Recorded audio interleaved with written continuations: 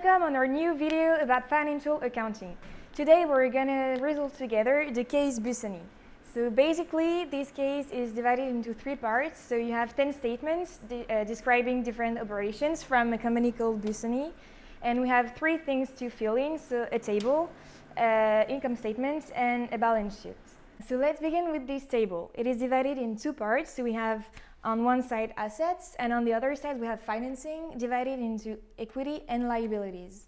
So to understand better what it is, we're gonna study assets and financing. So assets are resources controlled by a company and arises from past events and from which economic benefits are expected in the future.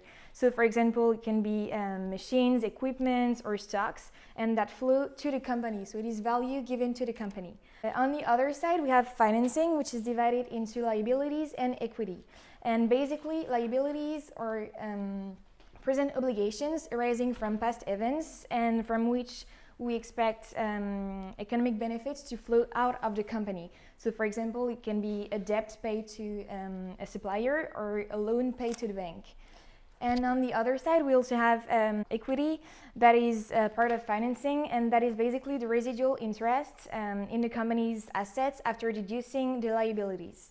So let's begin with this table. So first of all, the first statement says the shareholders bring equipment for 100 current units and cash, so for 40 current units, as a contribution to the company's capital on September the 30th. So first, shareholders bring equipment, so we write here equipment for 100. And then we have cash, so cash is a value given to the company, so it is assets, and we write here 40 in the cash. We remember that assets and financing always needs to be equal. So if we have 140 here, we need to equilibrate here. And as it is a value given by the shareholders to the company, we always write it in the capital. So we have 140 on each side, so we're balanced and we can continue. Then on the second statement, we have goods for resales or purchase on credit for 60 current units. So on credit tells us that we have to pay the price later, so we have to add 60 here in payables because we didn't pay it for now. Because it is money due to someone, and now we need to balance on the other side. So as those 60 will be removed from our income later when they be paid, we put 60 minus 60 in our net income, because this is money that we won't be able to use later on. So we're balanced. We can continue on a third. Third statement, a bank loan is granted to the company for 100 units. So as it is a loan, it is easy. We have loans here, so we can add 100 on our loans. And as it is money that we will be able to use later, we can add 100 on our cash. And then our table is balanced. Then for the fourth statement, the company renders services on credit in the amount of 50 units. So on credit tells us that the company hasn't been paid for the moment, so it will be paid later, and this is why we can write it here in receivables.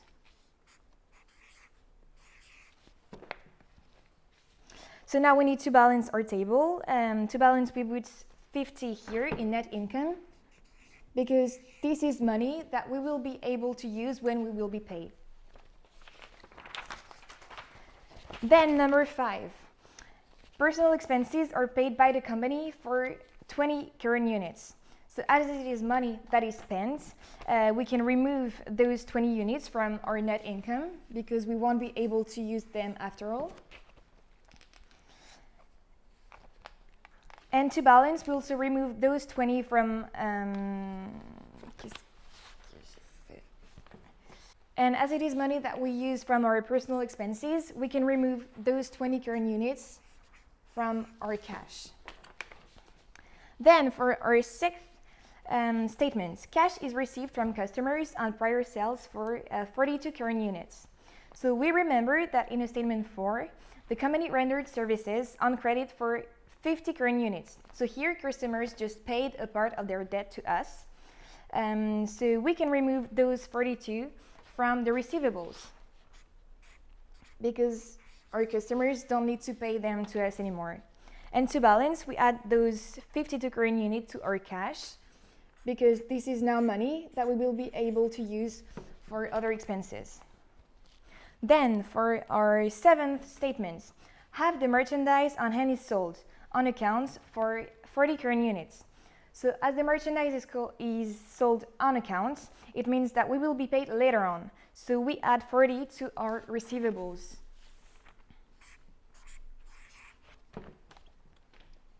And to balance, we put those 40 in our net income because this is money that we will be able to use later on for other expenses. Then we have our 8th statement. So an invoice is received from providers of utilities for 15 current units. So an invoice means that we have to pay our provider. We didn't pay for the moment. So we add current units, those 15 in payables. And as it makes less money for the company, we remove those 15 current units from our net income. Then for the number 9, we have merchandise suppliers are partly paid for 35 units.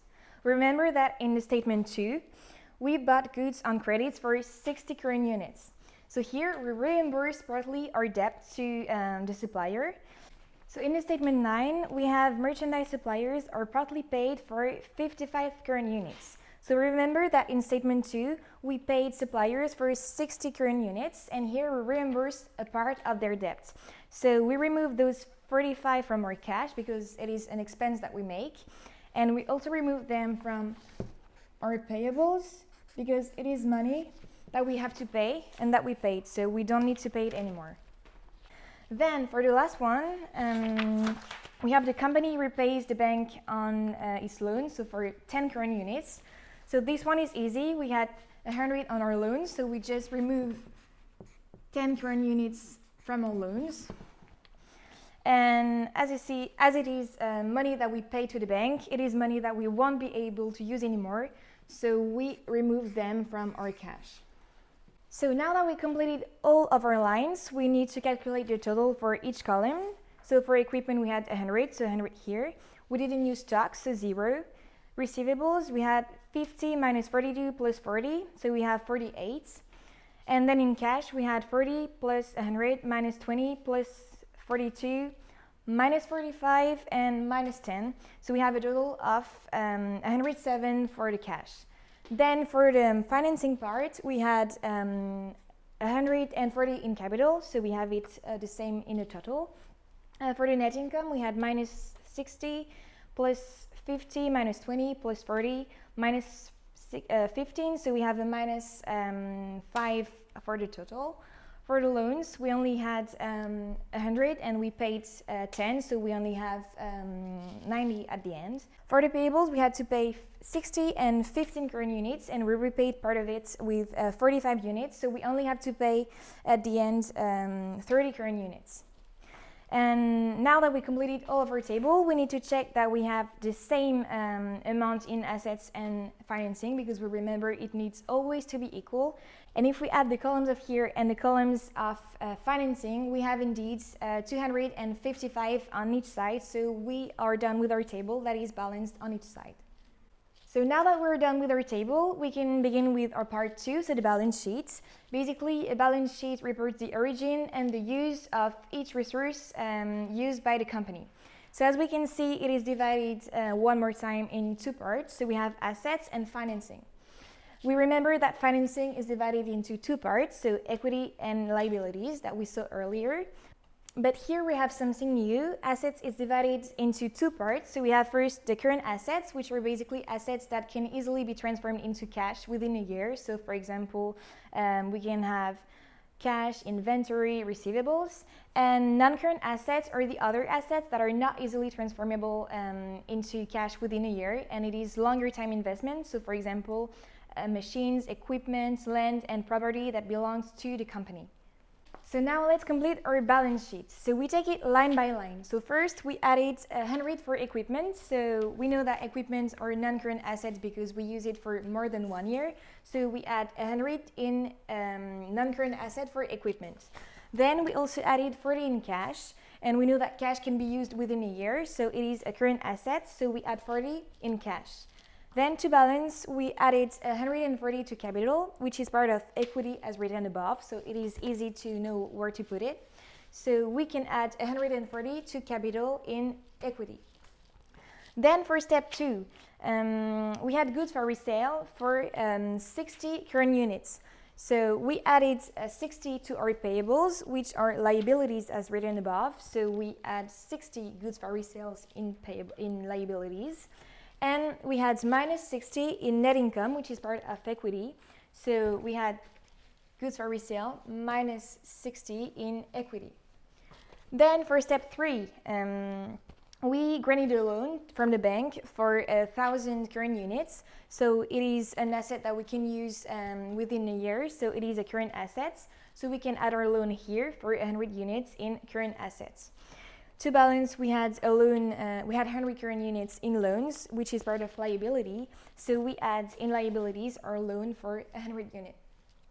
Then for the fourth step, we rendered a service for 50 current units, but it was on account, so it is written in receivables, which is an asset that we can use within a year. So it is a current units. Then we can write 50 current units for our service rendered in total current assets. And to balance, we had our 50 also in net income, and we know that net income is equity, so we can write this service rendered in equity for 50 current units. Then for the step 5, we had personal expenses for 20 current units. So removed those 20 current units from our assets. It is cash, so we know that we can use it within a year, so we write it in current assets. So cash minus 20 in current assets. And to balance, we had also minus 20 in net income, which is equity, so we can write minus 20 for a personal expense in total equity. Then step 6, we had our service rendered to a customer for 42 current units. So it is in receivables, and as we know, receivable is money that we can use within a year, so we can write it in current assets. So service minus 42 in current assets. And to balance, we had plus 42 in the cash. So we know that cash can be used also within a year, so it is current assets. So we write plus 42 in the cash. Then step 8. For the step 8, we received an invoice for utilities for 15 current units. So those 15s are removed from our net income, which is part of equity. So we can write minus 15 for the invoice in equity. And then we also had plus 15 current units in our payables, which is part of liabilities. So we can write plus 15 for an invoice in liabilities. Then for the step 9, we had goods for resale for an amount of 45 current units. So we removed then from our cash, which is current assets, as we said before. So we can write minus 45 in the cash for current assets. To balance, we had also minus 45 in our payables. So we can write it there because we know that payables are liabilities. So we have minus 45 in the liabilities for goods for resale. And then last but not least, our 10th step. So we had a loan, we reimbursed our loan from the bank for an amount of 10 current units. So we know that cash is our current asset, as we said before, so we can write minus 10 in the cash for current assets. And finally, it was minus 10 for our loans, so we know that loan is a liability, and we write minus 10 in our loan, so we have a total amount of 90 current units for a loan. So now that we calculated all the lines, we need also to calculate the totals for each case. So for non-current assets, we have 100. For current assets, we have 155. For total equity, we have 135. And for total liabilities, we have 120. And if we add together non-current assets and current assets, we have a total of 200 current units. And if we add together total equity and total liabilities, we also have a total financing of 255. So we know that our table is balanced because we remember that assets and financing always needs to be equal. So now we're almost done. We have one more step to complete, the income statement. So this one is easy to complete. You need to complete basically the revenues and all that generated expenses in the balance sheet that we created earlier to find finally the net income that we need to find at the end. So to complete the upper part, the revenues, we need to find in our balance sheets what generated revenues for the companies in this period. So if we look at the balance sheet, we see that we rendered services for 50 current units. So this is a revenue that we can write here for 50 units. And we also sold merchandise that we can write here for 40 units. So we can write merchandise sold for 40 units. If we look at the table, nothing more generated revenues, so we can close it here and we add 50 and 40 and we find 90 current units for our total revenues. So now to complete the lower part, we need to find in our balance sheet all that generated expenses for the company Busoni. So if we look at it, we see that we bought some goods for resale for an amount of 60 current units. So we can write here minus 60 goods for resale. We also had personal expenses for an amount of minus 20 current units. So we can write there personal expense minus 20 current units. And finally, we received an invoice of 15 current units so that we have to pay. So we can write invoice minus 15 current units. And this is all that we can find in our table. So finally, we calculate this and we have an amount of minus 95 current units. And if we subtract 90 from our minus 95, we can find an income of minus 5 current units. And now that we're done, if you want to be sure that you had the right solution, you can compare with our first table. You go to net income and you go at the end, we have effectively minus 5. So now our case is closed.